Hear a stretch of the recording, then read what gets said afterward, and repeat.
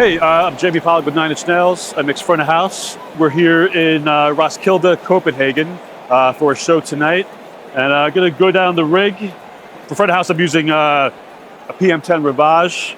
For me, it's a good desk of having a musicality to it. I like the onboard EQ and compression, which the more I can do on the strip, the better for me. There is a live compressor system doing some plugins, mainly for special effect type stuff. Certain solos, certain amount of different types of distortion that I can't get on the desk.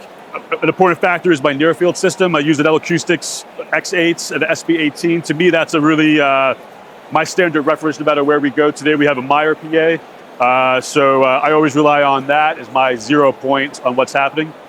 Other than that, we're multi-tracking every night on a Pro Tool system. And then I also carry some analog outboard gear, really mainly for bus duty stuff. And it makes it easier than trying to go to a plugin and have 4 or 5 things at different settings. Like for me, an analog circuit is a little more forgiving, and it's a nice finishing touch on the overall process.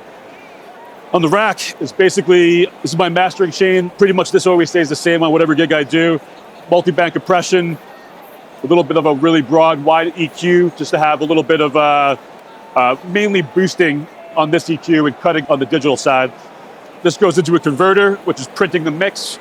That mix then gets distributed between broadcast, what's coming out of the PA, press feeds, wherever else it has to go. So that's the basis of basically the mix that goes everywhere.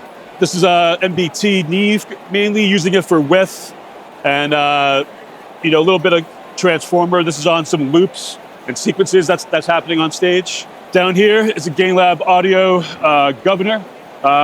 Really cool way of you controlling the slope here, which I really like quite a bit. So you can get different. I have this on bass, and it's sitting in compression at one point, and then when he plays like more finger harder stuff, I can kind of control that differently. So that kind of works really nice on bass for me. Matrix is doing all my conversion for all the inserts. P1 is the front end of the near field system, and then today we're using this for a drive rack to the Meyer PA. What I like about the GainLab stuff and also some of the newer stuff, it just there's some great products that just have really good original designs with a modern feel, which makes it feel a little new yeah. So it's a mixture of old and new always kind of for me. This is another new piece by Hum Audio. It's a trophy channel strip. Using this on Trent's vocal, clean vocal, dirty vocal. I kind of go between the two, just depending on the song, maybe a chorus. Another GainLab Audio piece here, which is the Dictator. Very mute compression. I have it on my vocal bus. It kind of rounds everything out with all the background vocals and Trent's vocal. So I kind of like that. It's worked really well for me in that application. API 2500, standard. I like it on drums. I'm also using that with the Empress.